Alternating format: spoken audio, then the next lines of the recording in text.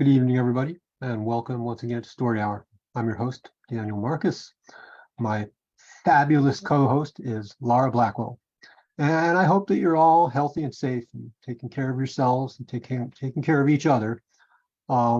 We started Story Hour in the early days of the pandemic when things were weird and scary, and they're still weird and scary, but in different ways, right? But my intention was to just really create a space where my writer friends and I could share our work with each other and just feel some sense of communion and community in the midst of chaos. And it has just exploded so far beyond that initial modest scope. It's really been amazing. We've been at it for about 3.5 years.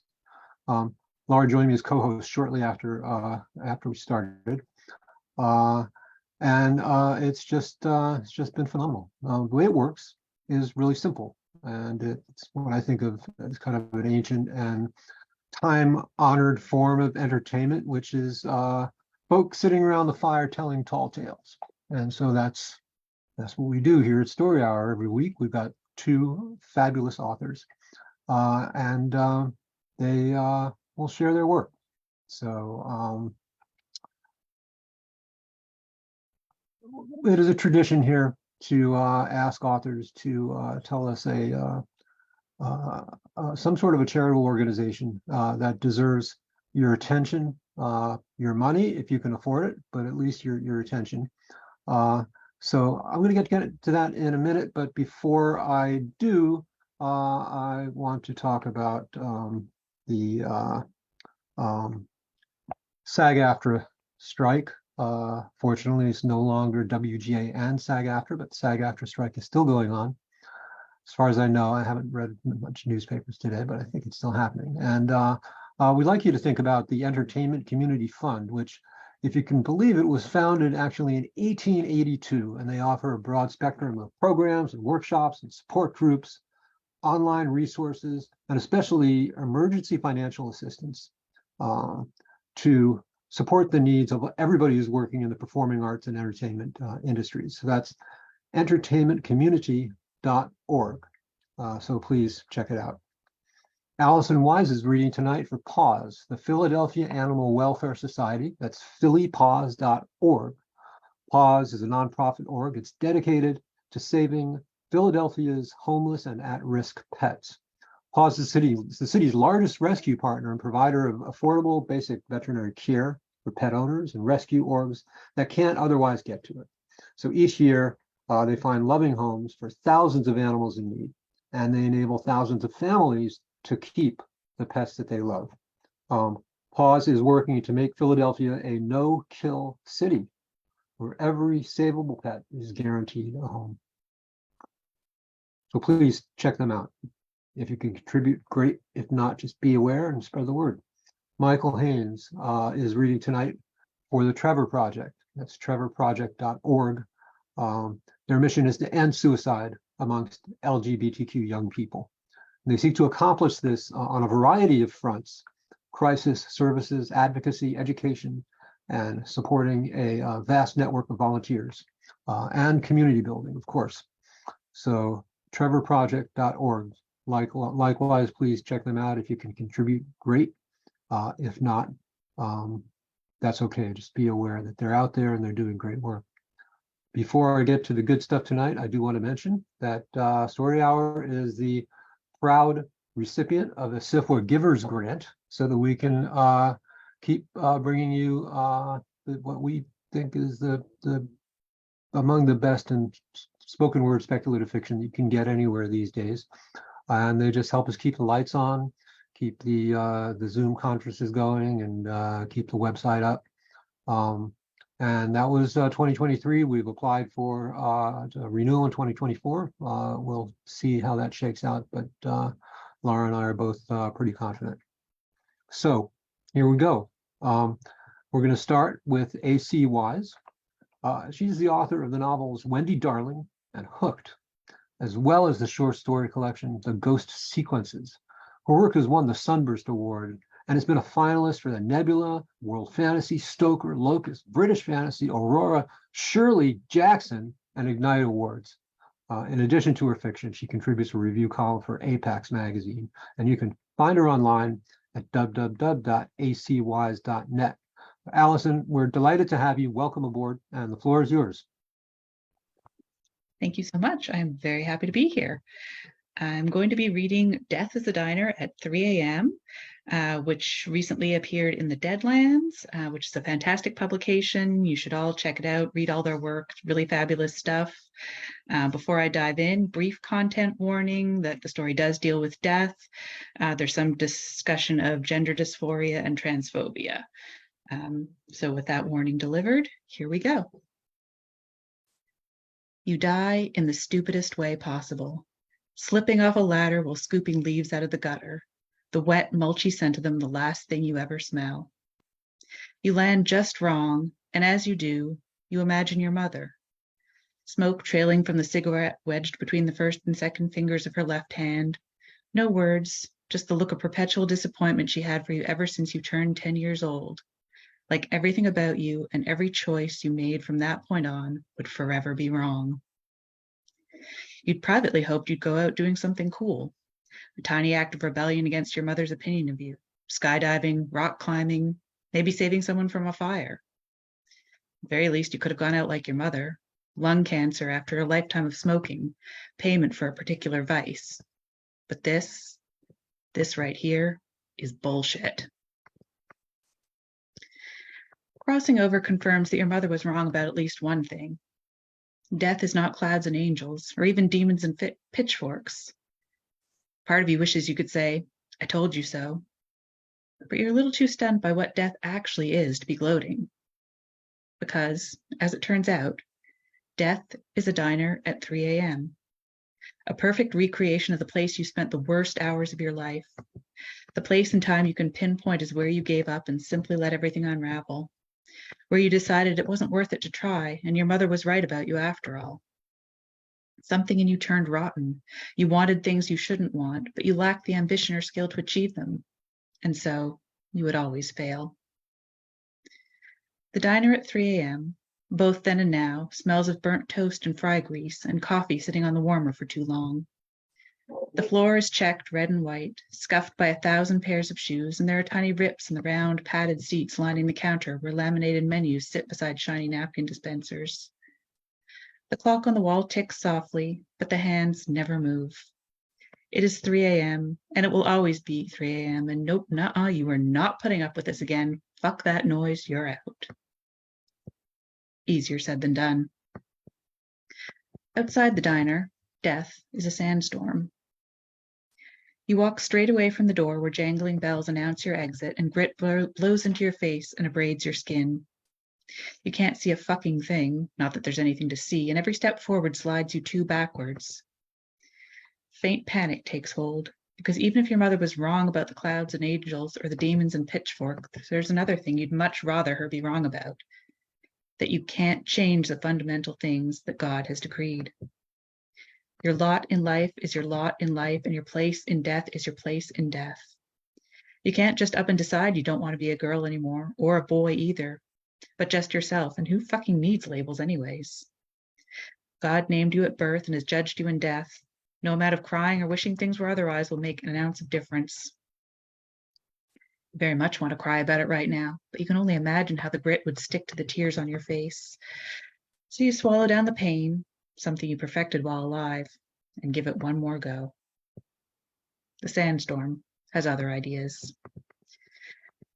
Finally, thirst. Yeah, who knew you could be thirsty in the afterlife? Well, Tantalus, you suppose, but you're not Greek or a king, so what the fuck?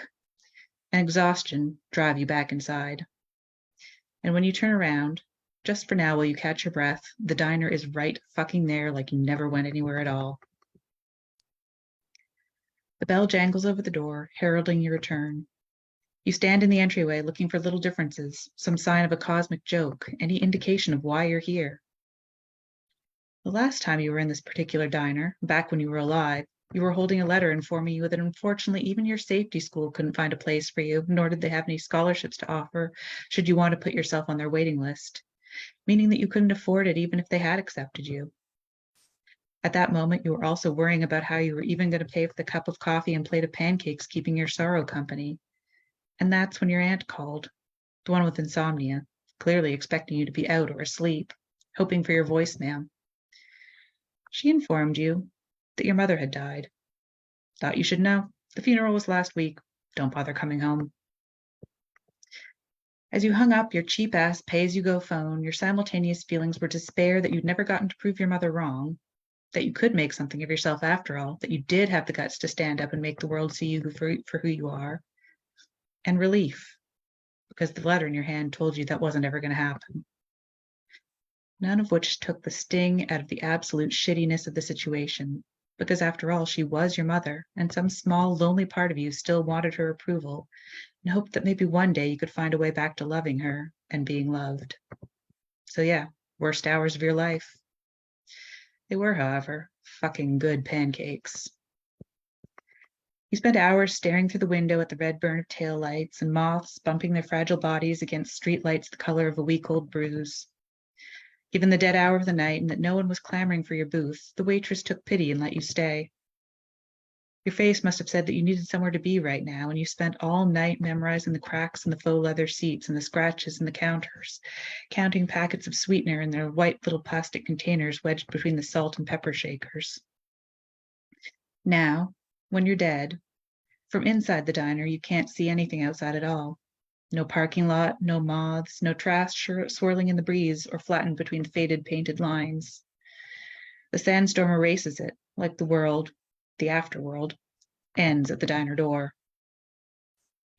Inside, everything is the same, but different somehow too. The same scratches, the same sugar packets in their pastel colors, but there are no people. Not behind the counter, dashing your hope of more pancakes. There is a pot of coffee on, though, the one you smelled when you first arrived, and all the salt and pepper shakers look freshly filled. Someone must have been here once, which means someone could be here again, and you get a faint, tingling sense of potential in the air. Death is a diner at 3 a.m. now, but maybe it could be something else? The jukebox in the corner glows with bands of pink and orange and yellow light, like a neon sunset, just waiting for someone to drop a quarter into it and fill the place with sound. But the thought of reaching into your pocket for a coin instills panic all over again.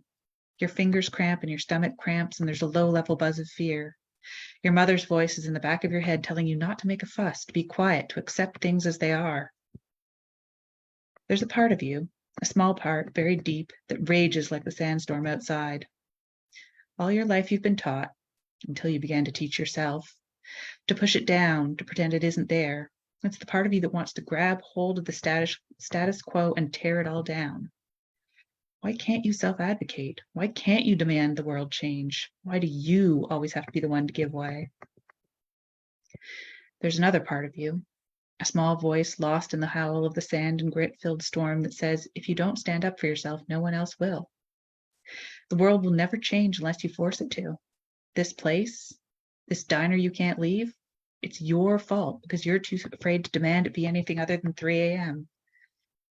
Just like you've always been afraid to demand the world see you for who you are, to make space for you, because it's so much easier to just fade away.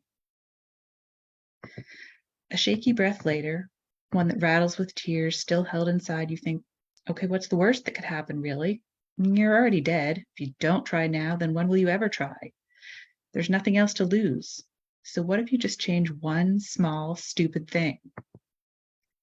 There's a tower of those big plastic cups, the cloudy kind that always look a little bit dirty even when they're freshly washed, and a cardboard container full of straws wrapped in that paper that's such a pain in the ass to peel off. You help yourself to some water, and then you dismantle the cups from their careful towers and line them up along the counter in a series of pyramids and almost cubes, making a pattern of your own. It isn't exactly Stonehenge, just your own tiny plastic monument to tell the world you were here. And then you set out from the diner in the opposite direction. Same deal. Feels like the sand is stripping layers of your skin away, and you're genuinely surprised when you look down and don't see polished bone. Your mouth is parched and your eyes water, and fuck, fuck, fuck, fuck, fuck!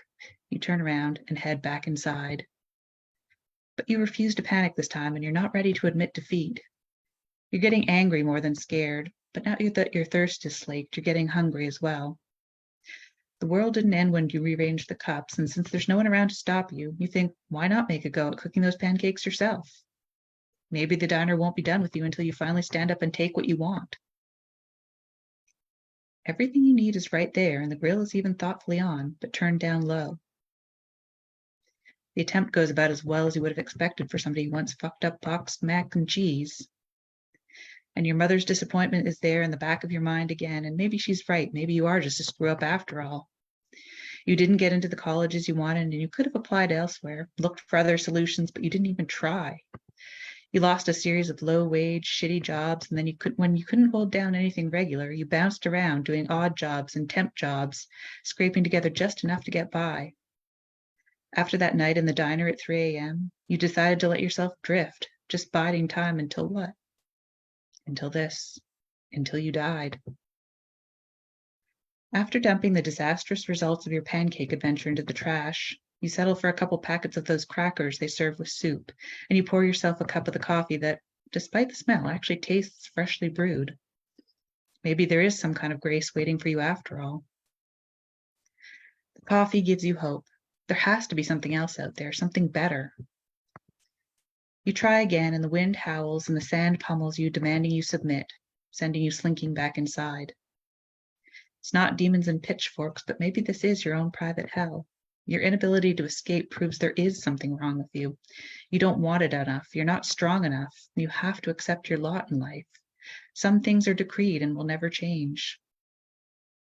The third time you return to the diner, you startled to discover you were no longer alone.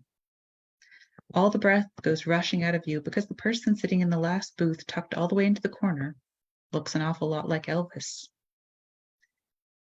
In place of breath, memory comes crashing in.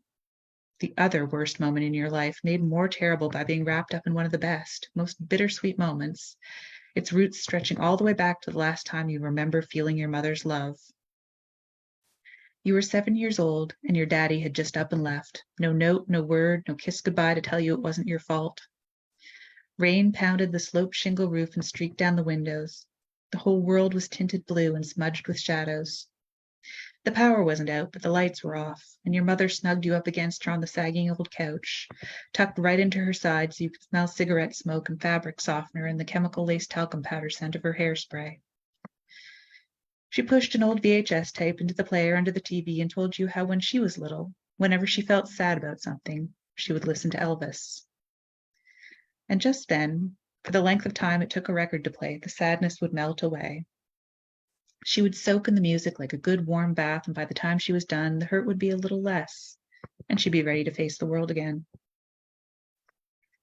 That night, the night your daddy left, sitting in front of the TV, you watched a VHS compilation of Elvis's greatest performances all the way through and once more over again at your mother's side. Bathed in the TV's flickering light, hearing the drumming counterpoint of the rain outside felt like magic.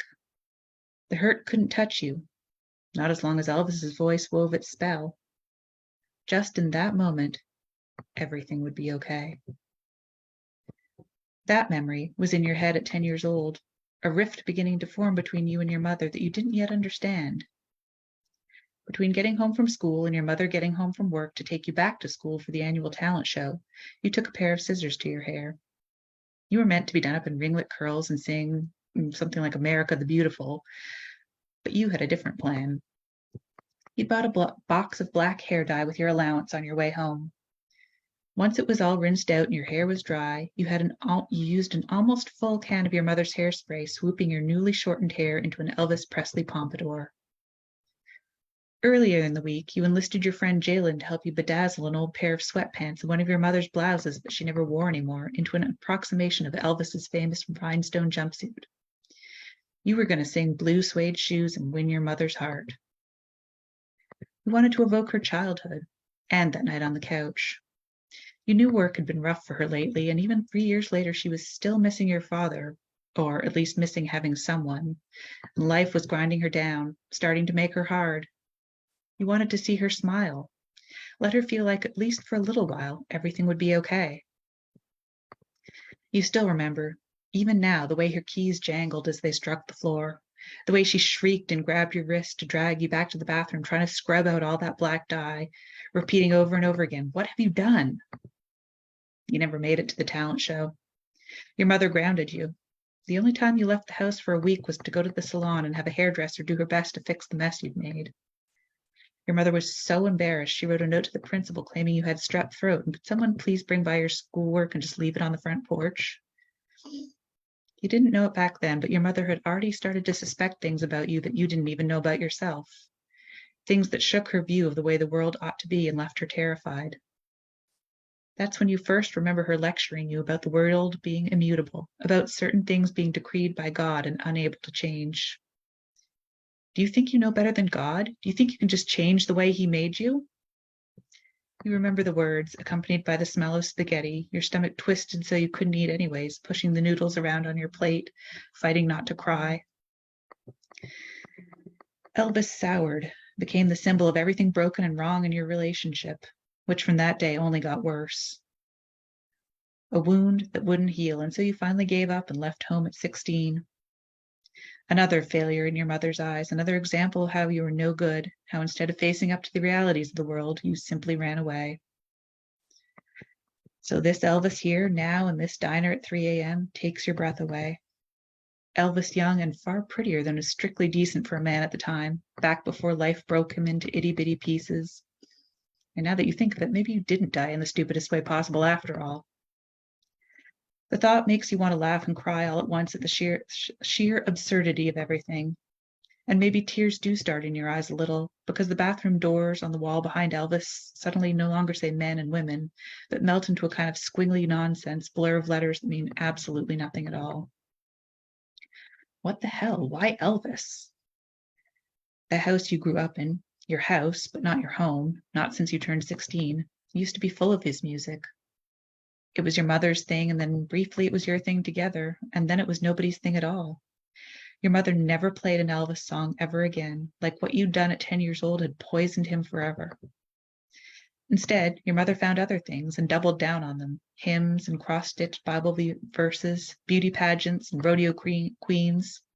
This is what it means to be a boy, and this is what it means to be a girl, and you don't get to choose. She made one of the pillars of her faith the idea that strict rules governing gender were a thing God delivered to Moses by the burning bush along with "thou shalt not kill." So again, Elvis, really? You're about to call bullshit all over again and nope out and take your chances with the storm when not Elvis looks up at you and gives you the sweetest, saddest, most heartbreaking and heartbroken smile you've ever seen. The breath goes out of you all over again, and it occurs to you that you're not alive, and so technically you shouldn't be breathing at all. In the light hanging over not Elvis's booth, the angle of cheekbones is harder than you would have expected, but the jaw is softer and the lips are fuller. This Elvis is not one thing or another, but a multitude of things. Someone more like you who doesn't fit so easily into those God-given boxes your mother held dear. Looking at them, you feel lifted and boneless all at once, wanting to slump into the booth across from not Elvis and maybe even let yourself cry finally. You don't want this, your mother's version of the world where nothing can ever change, your own personal hell where you're too afraid to stand up and demand this diner be something different. A disco, a library, a swimming pool, anything at all. You're tired of bending so the world doesn't break you. You already made one small change, and maybe that's enough. Changes can compound, a snowball becoming an avalanche, all starting with just one flake. Maybe you can remake this world, remake this memory.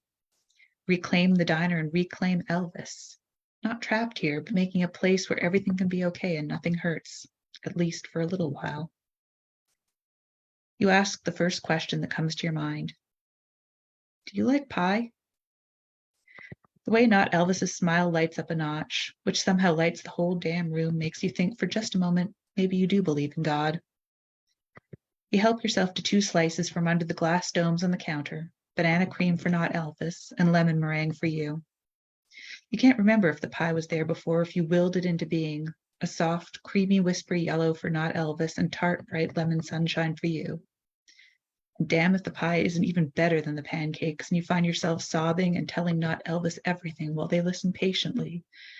And then you're out of words, blotting your face with a wad of napkins, and saying you're sorry over and over again.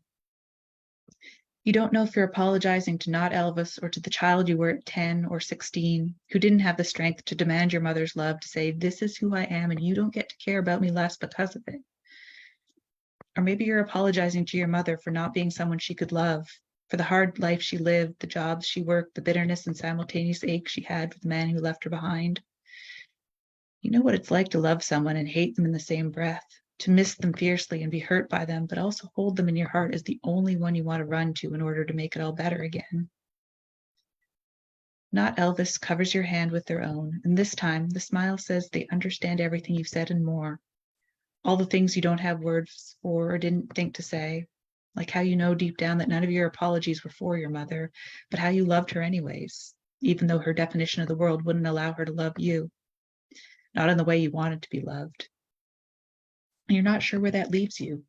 So you look not Elvis in the eyes and ask, so what happens now?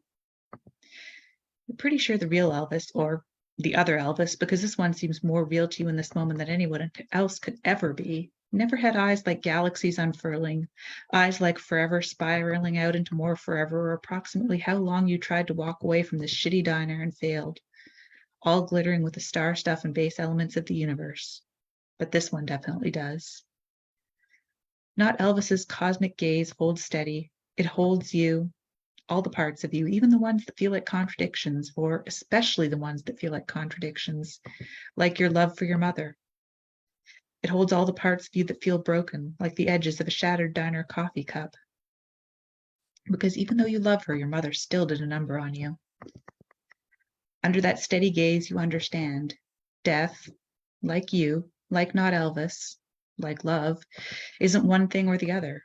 It's not punishment or reward. It's a multitude, and it can change. Death, like life, but without the stupid external bullshit limitations, circumstances beyond your control, is what you make of it. Your mother was wrong. This place, this diner at 3 a.m., which once held the worst moments of your life, could be anything at all. You smile, and not Elvis smiles back at you with relief that you understand. It's going to take time because, dead or alive, you're still you, and your baggage isn't something you can just let go of. But if you work at it, well, maybe death might just be all some people say it's cracked up to be. You feel giddy, even weirdly like dancing. You slide a hand into your pocket, and there's a quarter there waiting for you. What do you say? You ask not Elvis as you scoot out of the booth. Feel like shaking those beautiful hips of yours one more time? Their smile broadens, and they join you on the diner's impromptu dance floor as the first notes of blue suede shoes fill the room. You don't know exactly how you're going to proceed from here, but for starters, maybe you're going to give those pancakes another try. The end.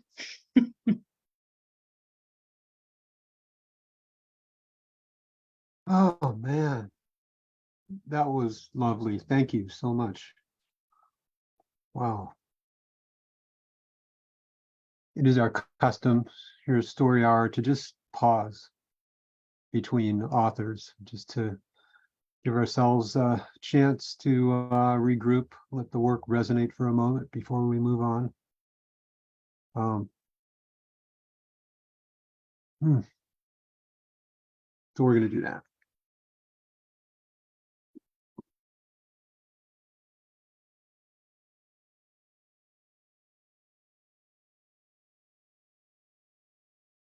AC Wise, everybody. Thank you so much. Really lovely work. Come on back anytime. I'd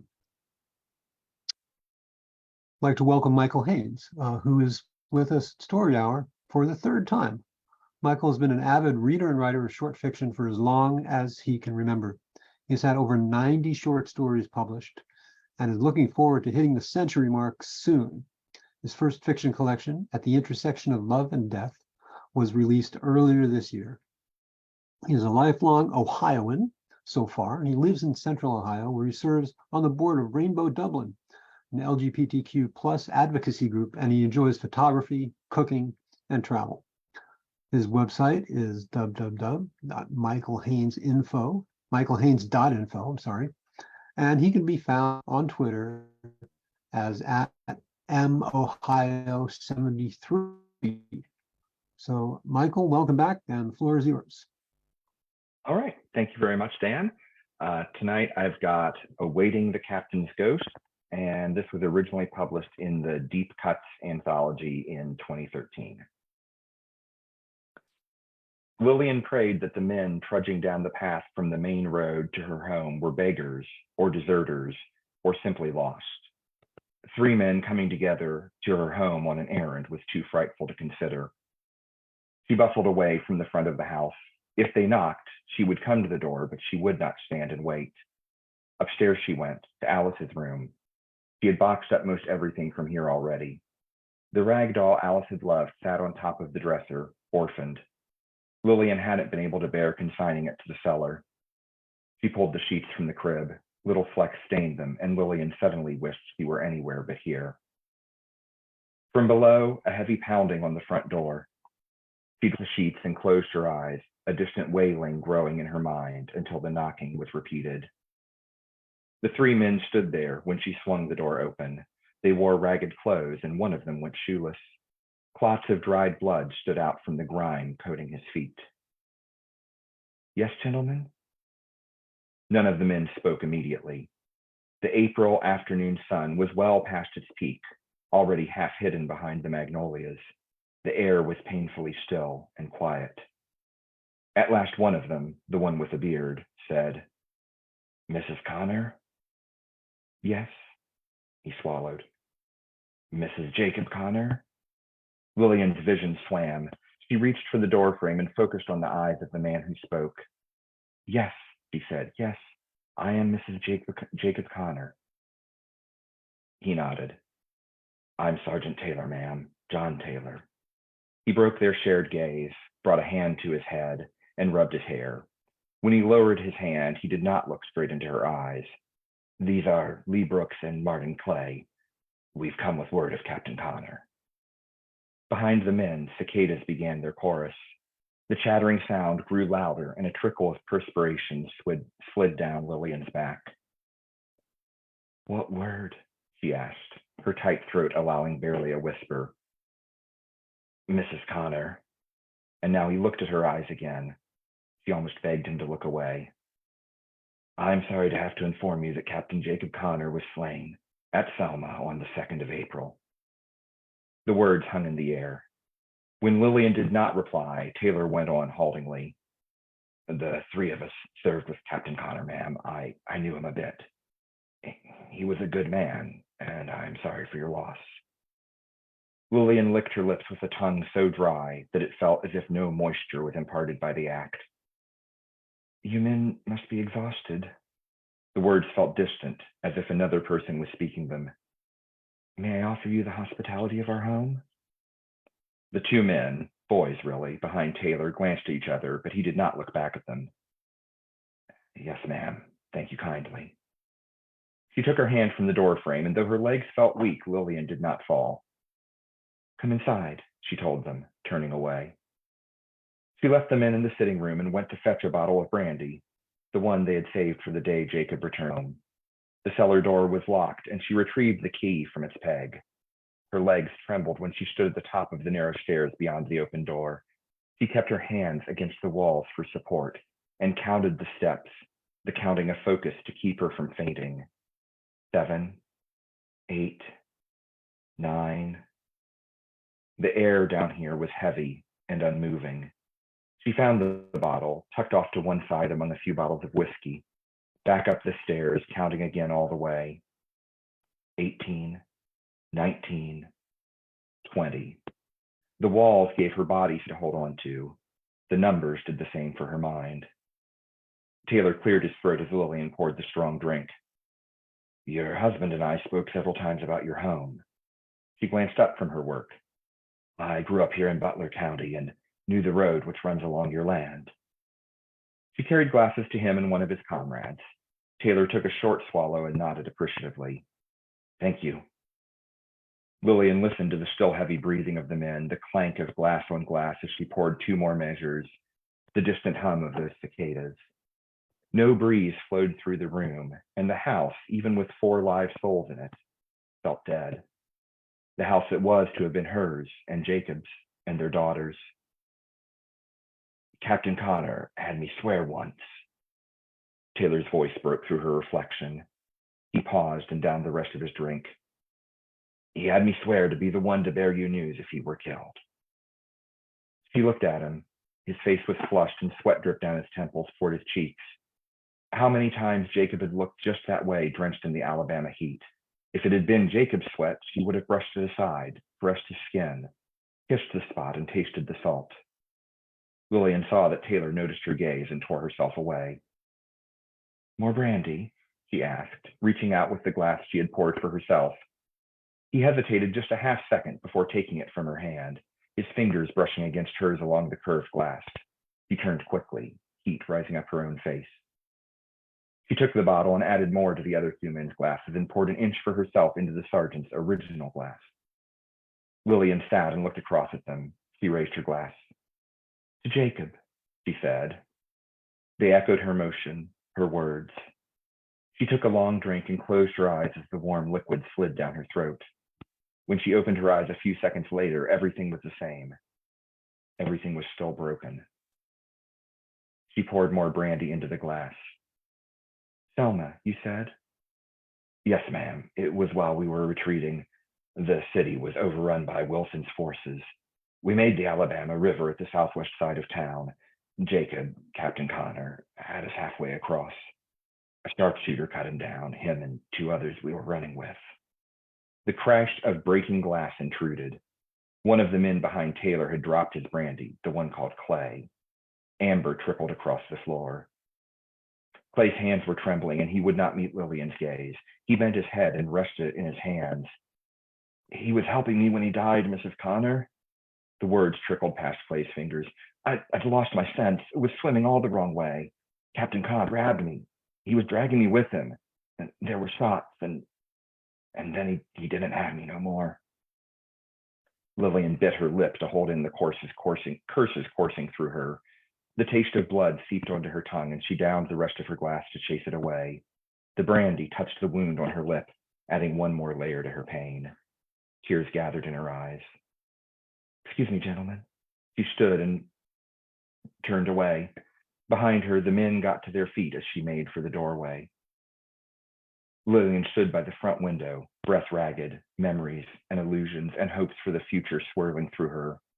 In the sky, clouds scudded in from the northwest, threatening to overrun the sun's position. Why, Jacob? We could have had another chance. I needed you. Dust blew across the path the men had walked to her door, the path she had waited 2 years for her husband to return to her by. But he would never return, dead in a river miles from their home. Lillian shut her eyes and leaned against the window's frame. The glass rattled softly with the oncoming breeze. Tastes of blood and brandy lingered on her tongue. Somewhere, not too far, not too close, a rumble of thunder rolled. Behind the thunder, another sound, a tune, and words to go with it. There is a fashion in this land. The voice of her Aunt Carolyn singing when Lillian had been young and Carolyn had lived with her parents. A bitter laugh bubbled up through her throat. The night's ghost, she whispered. Lillian hadn't thought of the song for years, but she recalled every word. The young woman who went with her son down to the seashore to meet her husband back from the war. The men she brought home with her. The cellar. Oh, the young woman's husband had come back to her. He had returned, though just for one night. And she might forgive Jacob if just for one night. He would tell him about Alice. She would hear his voice and see his face. And if she could not touch him, then at least they would have that time together in spirit. Lillian opened her eyes and found the sky darkened by clouds, near the color of night. Her tongue found the injured spot on her lip and played with it. Her mind made up, she returned to the sitting room. Taylor was pouring the last of the brandy, Jacob's brandy, into a glass held by Clay. And for a moment, she doubted her senses, wondered if the shattered glass and the news that but for these men's actions, her husband might still be alive, were all a dream of heat and misery. But no, there on the floor, a faint stain and a glint or two from fragments of glass someone had failed to retrieve. A storm is blowing in, she told them, and I fear it will be night once it is past. Can I offer you men the honor of your captain's home for the evening, or are you expected elsewhere tonight? Taylor shrugged his shoulders. Things are rather disorganized, ma'am. He glanced back at the men. They gave no sign. We welcome your invitation. She smiled tentatively, as a young widow should. If you all could help me in the cellar, we can have another bottle. I fear it won't be as fine a drink as the last, but Taylor strode toward her. I can help you, Mrs. Connor. Lillian nodded slightly. There are crates blocking the rack where the bottles are stored. She smiled again, a touch more broadly. There has not been anyone to partake of it here these past years, and I let other things pile up. We could make shorter work of the retrieval were you all to help me. Yes, ma'am. He gestured, and the other two stood. Down the steps in a single file, the broad shoulders of Taylor nearly touching the walls on each side as he led the way. Do you have a lantern? He asked at the base of the steps. I don't, Lillian said, but with the door open, there's light enough once you let your eyes adjust. The rack is toward the rear. She showed the men a pile of old crates sitting in front of a set of shelves at the rear of the cellar. He moved 2 crates herself before letting her knees buckle and dropping a third to the ground. Brooks picked it up. Might want to rest, ma'am, he told her, with a voice rough as tree bark.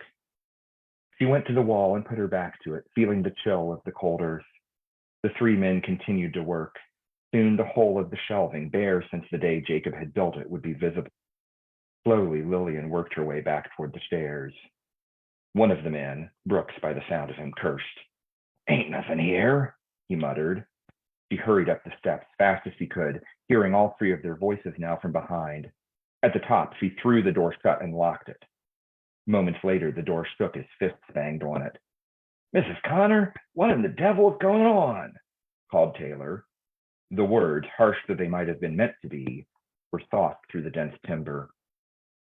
She walked away, letting them curse, letting Taylor pound at the door. No 2 of them would be able to get side by side on those stairs, and if she thought rightly, none of them would be strong enough to break it down by themselves. The tune her aunt had sung returned to hear her again. Take here the keys, the ghost would say, and you'll relieve my merry young men. And that she would, if Jacob were to command her to do so. For now, the key went on a stand in a corner of the room. Outside, rain pattered against the walls of the house. Though it was but early evening, Lillian climbed to the 2nd floor.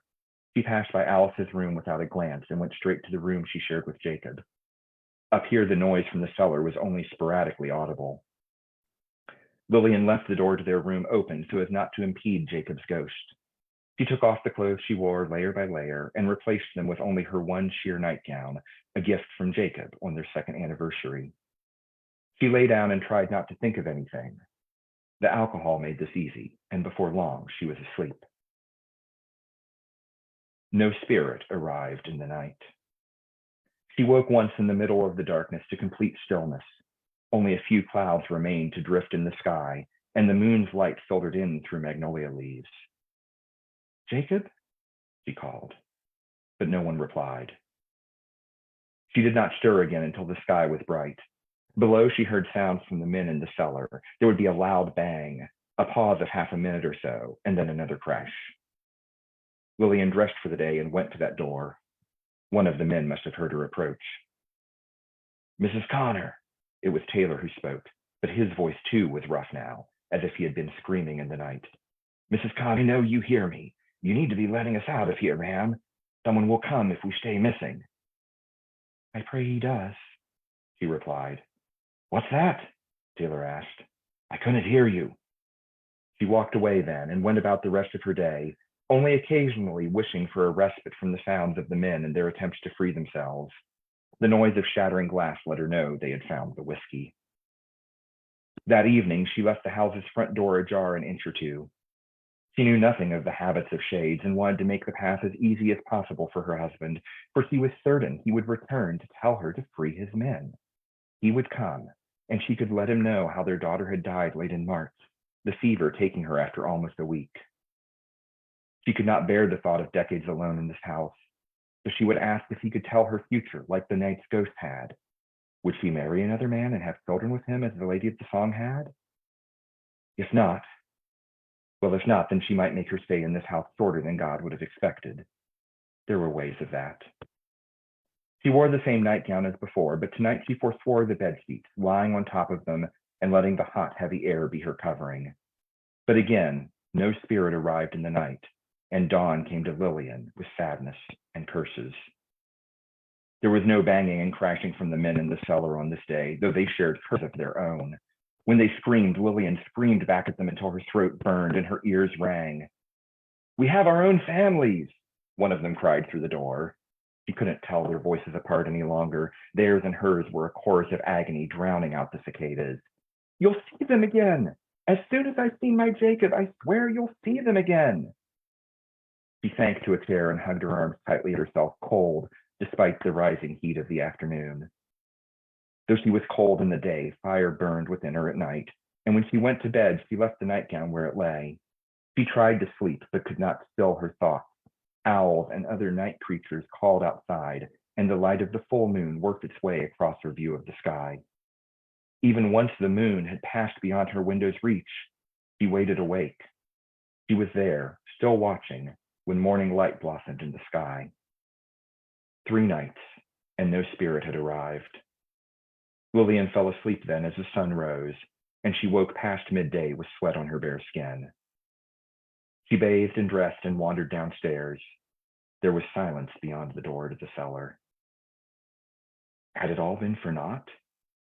She went to that door and stood by it. "Is that you, Mrs. Connor?" The voice was weak, that of a soldier left behind, left to die. "Please, whoever is there, for the love of God, please open the door." Lillian ran her hand across the door's beams and considered retrieving its key, doing as this man asked, even if her husband had not come to her. She hummed a bit of the melody of her aunt's song. "They shot the shot and drew the stroke, and weighed in red blood to the knee.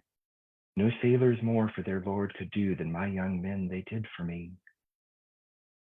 Was this why Jacob had not come?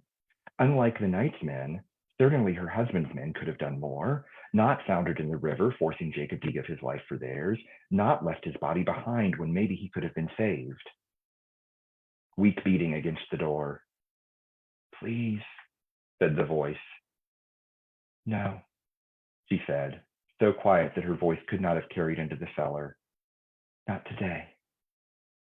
Though she had barely been awake, fatigue hung heavily over her through the next few hours. The occasional scratches and thumps at the cellar door drilled into her aching head. She went back to bed, not bothering to change out of the clothes she was wearing.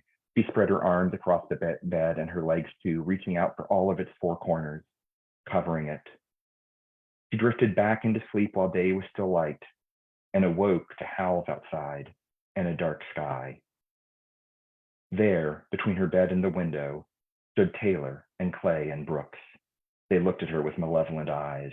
The pale moonlight shone through them. Lillian had just a moment to recognize them for what they were, and then they were upon her. They made not a sound, and neither did she. Hours later, when the dawn came, the room was empty, and the house, once full of life, was home to not a soul.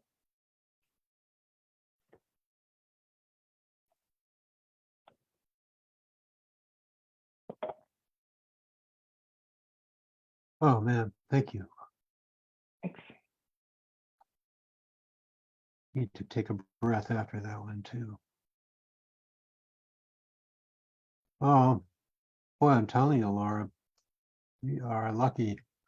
What an amazing program. Very different authors, very different stories, but also there's a real common through line. Not sure I can articulate what it is exactly, but really lovely work. Michael Haynes, AC Wise, thank you so much for sharing your work with us. And thank you all out there for coming back every week to join us in the fictive dream here at Story Hour. I want to thank my co-host, Laura Blackwell, without whom we really wouldn't be able to keep doing this. And next week, We're going to have Gemma Files and Gordon B. White, so please come on back. We're very excited about that. And we'll see you next time. Good night, everybody. Good night.